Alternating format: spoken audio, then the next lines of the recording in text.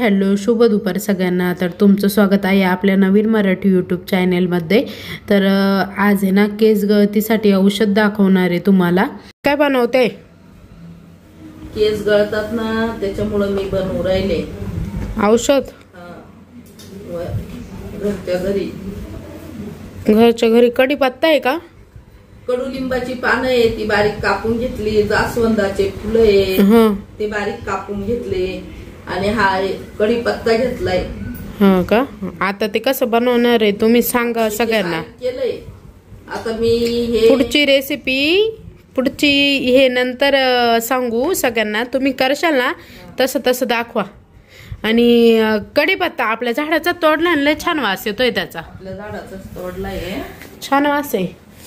गावठी आहे ना। जास्वंदी पण झाडाची तोडली आहे आणि कढीपत्ता फक्त कडुलिंबाची पानं बाहेरून आणली। किचन मध्ये ठेवा आपल्या। कढीपत्ता घेतला, ही जास्वंदाची लाल पाकळ्या दिसते, हे जास्वंदाचे फुलं घेतले आणि हा कडुलिंबाचे पाने घेतले। आता हे तिन्ही एकत्र केलंय मी। आता याच्यामध्ये खोबरेल तेल टाकणार मी। शिजून घ्यायचे ते? हो, ते बारीक गॅसवरती। आता कडुलिंबाची पानं बारीक करून घेतली, 2 जास्वंदीचे फुलं घेतले ते बारीक केले आणि कढीपत्ता तोडून आणला मी बाहेरून आपल्याच झाडातला आणि तो असा काढून घेतलाय। आता हे सगळं मी एका छोट्याशा पातेल्यात तेल टाकणार, तेलामध्ये तो टाकून देणार आणि तो असा शिजून शिजून पूर्ण असा एवढा गोळा झाला तर मग ते तेल मी काढणार। आठवड्यातून 1 ते 2 वेळा ते लावायचं। त्याचं तेल तयार करणार ते शिजून, मग ते तेल गाळून घेणार वस्त्र गाळ करून आणि ते आठवड्यातून 1दा किंवा 2दा लावायचं, म्हणजे केस गळायचे कमी होतात। बारीक गॅसवर ठेवलंय, बारीक गॅसवर ठेवून घेतलंय का तेल? आता ते थोडं तापलं का मग त्याच्यात खोबरेल तेल म्हणजे आम्ही पॅराशूटचंच तेल वापरतो, त्यामुळे मग तेच यूज केलंय आज। बॉटल खाली घ्या ना।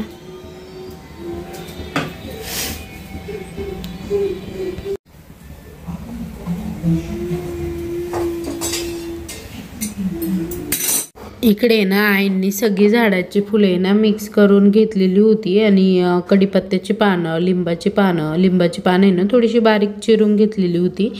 तर ती तेलामध्ये छान उकळेल म्हणून तर आता तेलामध्ये टाकले त्यांनी पानं फुलं सगळं मिक्स करूनच तेलामध्ये टाकायचं।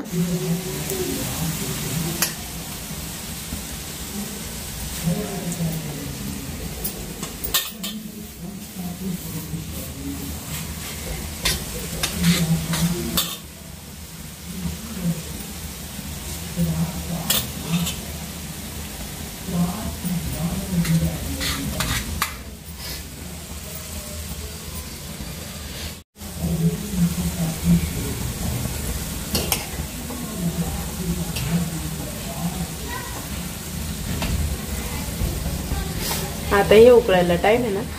हो। अजून काय घेतलंय? जास्वंदीचे पानं? हो, 2-3 जास्वंदाचे पानं घ्यायचे। आपल्याकडे फुल असल्यामुळे ना पानं कमी घेतले। हो का? ज्यांच्या झाडाला जास्त फुल नाही, मग एखादंच आहे तर मग ते जास्त पानं पण खूप घेऊ शकतात, 10-12। पण आपल्याकडे आहे ना, आपल्याकडे ताजे फुलं भेटली आपल्याला, म्हणून मग पानं कमी घेतली।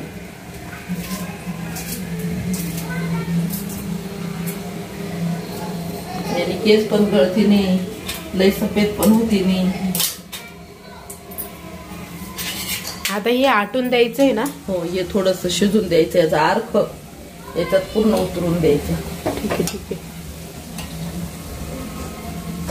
आता या तेलाचा कलर बदलत, जोपर्यंत आपल्याला त्याला कलर बदलत नाही तोपर्यंत हे उकळून द्यायचं बारीक। एकदम कसा कलर होतो याचा? याचा निळा कलर होईल, निळा असं निळसर लालसर। हा का? हा, निळसर लालसर।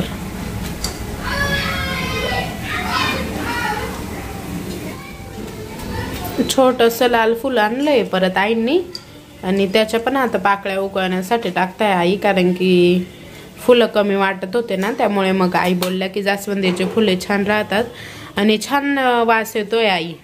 मला सर्दी झाली आहे तरी पण वास खूप छान येतोय.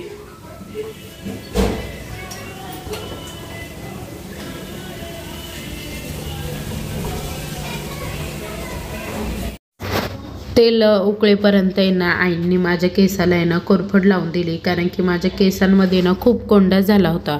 तर कोरफड लावली ना तर चेहऱ्यासाठी पण छान असतं आणि कोरफडीने ना आपली जे केसांमध्ये कोंडा किंवा खाजेनं अशा काही गोष्टी असल्या, बारीक पुरळ पण येते कोणाच्या केसांमध्ये तर ती येत नाही. आणि कोरफडीचे खूप छान छान फायदे आहेत. तुम्ही जर कधी यूट्यूबला जर सर्च केलं ना तर तुम्हाला खूप फायदे बघायला भेटतील.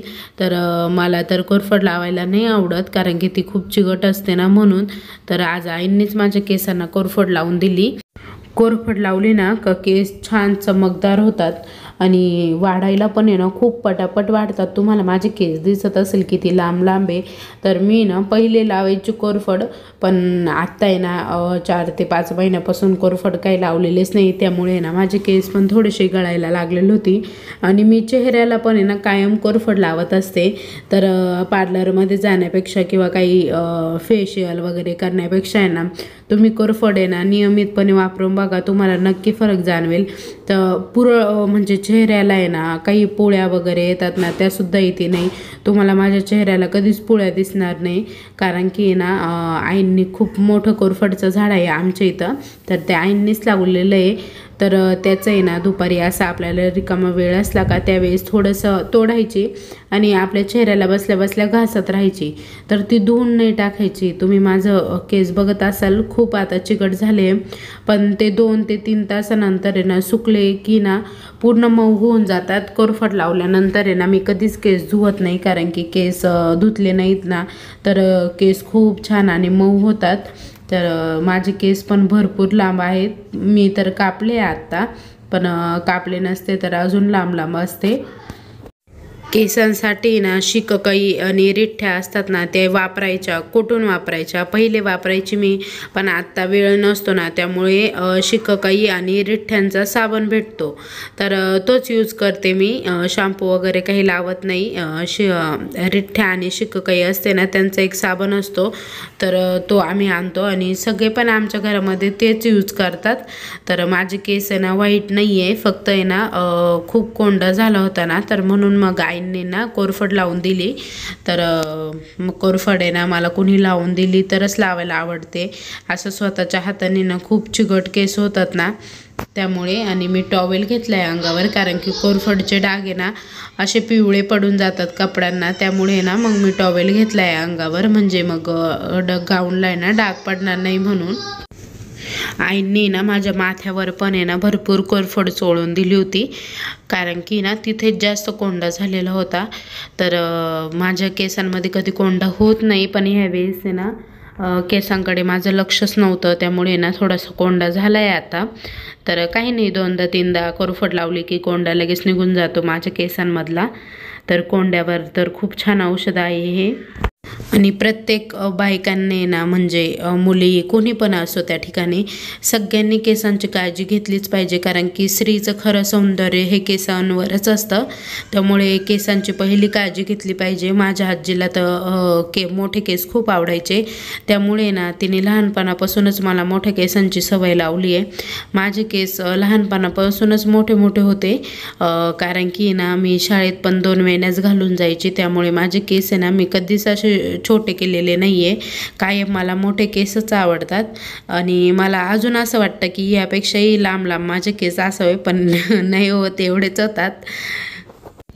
मला आहे ना जास्त लांब केसांची खूप हौस आहे, पण मग थोडेसे वाढले की मी ना कट करत असते, त्यामुळे ना केस काही जास्त लांब होती नाही.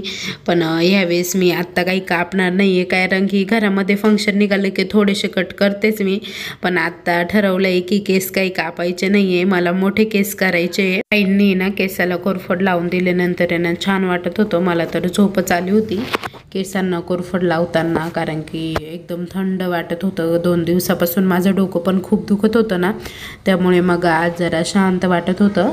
आणि आईने ना छान केस विंचरले, नंतर वेणी पण घातली.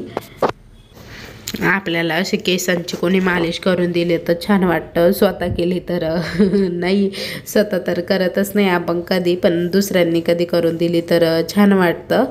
तर मी केवर पण आईंसमोरच बसलेली होती, कारण की मला एवढं छान वाटत होतं ना की उठूशीच वाटत नव्हतं.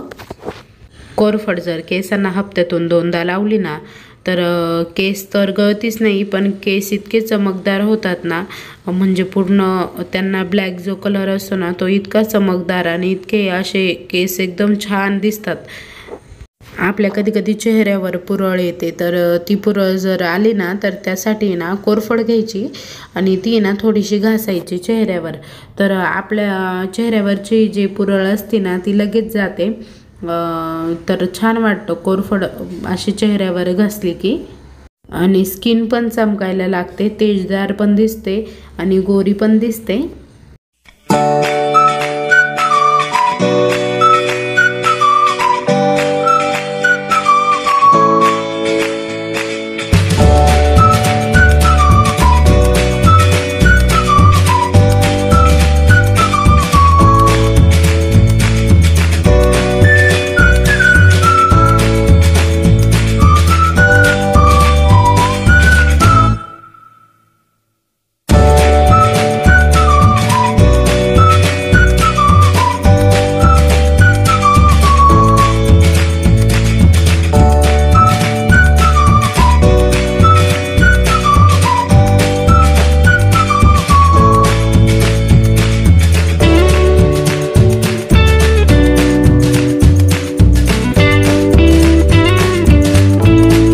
केसांना कोरफड लावून होईपर्यंत आहे ना इकडे तेल उकळलेलं होतं.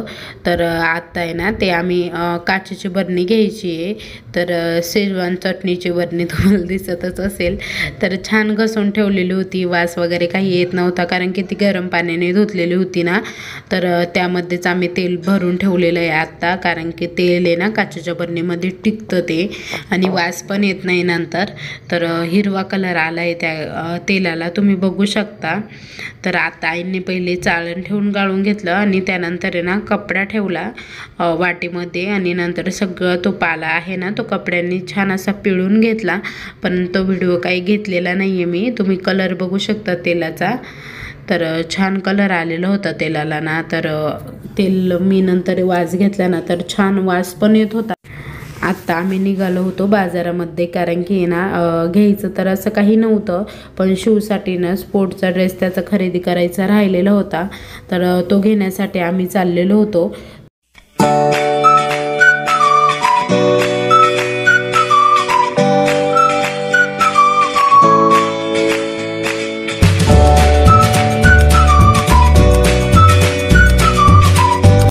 शिवला आहे ना रेड हाऊस आलेला आहे, तर त्यामुळे मग त्याला तो ड्रेस घ्यायला लागला, कारण की मला येल्लो आणि ब्ल्यू हाऊस आवडतो, पण त्याला रेड हाऊस आलेला आहे.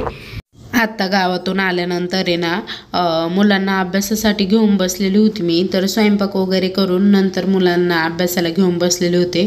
तर शिवचं आहे ना ह्यावेळेचा अभ्यासक्रम थोडासा हार्ड आलेला आहे. अंशूचं इझी आहे, पण तिचं काय खेळण्यातच दिवस जातो, त्यामुळे ती काही जास्त अभ्यासाकडे लक्ष नसतं तिचं, पण तिला पण थोडंसं घेऊन बसावं लागतं. क्लास पण लावला आहे मी तिला, आणि शिवला पण क्लासेस सोबतच जाता येतात ते. तर अंशूला पण सांगत होती, कारण की ना तिच्यासोबत बसावं लागतं, नाही तर ती सगळ्या वह्या खराब करते, त्यामुळे मग तिला पण घेऊन बसावं लागतं. तुम्ही बघू शकता आत्ता पण व्हिडिओमध्ये माझं लक्ष नसताना आहे ना ती वही घेते आणि ना तिचंच लिहित बसते. तर तिला एवढं अजून समजत नाही, त्यामुळे ना तिला मला सांगावं लागतं, कारण की कोणतेही लहान मुले असले की असेच करतात. तर शिवला मी इकडे सांगत होते ना तोपर्यंत तिकडं तिचं मस्त लिहिण्याचं काम चालू झालेलं होतं. शिवला काही मला जास्त सांगावं लागत नाही, तो स्वतःहून करतो. आणि शिवचं हँडरायटिंग तुम्ही बघू शकता, खूप छान आहे शिवचं हँडरायटिंग. कर्सिव पण छान आहे आणि असं पण मराठीमध्ये पण छान लिहितो तो. तर त्याचं हँडरायटिंगची ही वही आहे ना मी तुमच्यासोबत आज शेअर केली आहे. कशी आहे त्याचे हँडरायटिंग नक्की कमेंटमध्ये सांगा मला. तर इकडे ना आता आम्ही सगळेजण ना मस्त जेवण करायला बसतोय। आजचा मेनू होता मसाले भात, पिठलं आणि पोळी। तर मिस्टर आहे ना काही कामानिमित्त बाहेर गेलेले होते, त्यामुळे तुम्हाला काही ते व्हिडिओमध्ये जेवण करताना दिसते नाही आहे। आणि दादा बसलेले होते त्या साईडला, पण ते काही कॅमेरामध्ये आलेले नाही आहे। तर आम्ही सगळे ना संध्याकाळचं जेवण सोबतच करतो, सकाळी पण आहे ना करतो, पण कधी कोणी मागे पुढे होतं सकाळचं जेवण, त्यामुळे संध्याकाळी सगळे सोबतच जेवतो। तर शिवचं चाललं होता अभ्यास नाही मस्तीच करत होता, अभ्यास काही करत नव्हता कारण की मी उठले होते ना त्याच्यापासून, मग त्याची चालली होती मस्ती। आणि तो नंतर जेवण करणार होता कारण की शाळेतून आल्यावर चहा बिस्किट खाल्लेलं होतं त्याने। तर आत्ताच मस्त आहे ना जेवण वगैरे झाली, बाहेरून थोडंसं फिरून आलोय आणि त्यानंतर आलोय गच्चीवर। छान हवा सुटली, वातावरण पण छान झालंय ना। तर तुम्हाला आजचा व्हिडिओ कसा वाटला ते कमेंटमध्ये नक्की सांगा। आजचा व्हिडिओ आवडला असेल तर लाईक आणि शेअर करा, नवीन असल्यास सबस्क्राईब करा। उद्या पुन्हा भेटू नवीन व्हिडिओसह, तोपर्यंत बाय बाय आणि सगळ्यांना शुभरात्री।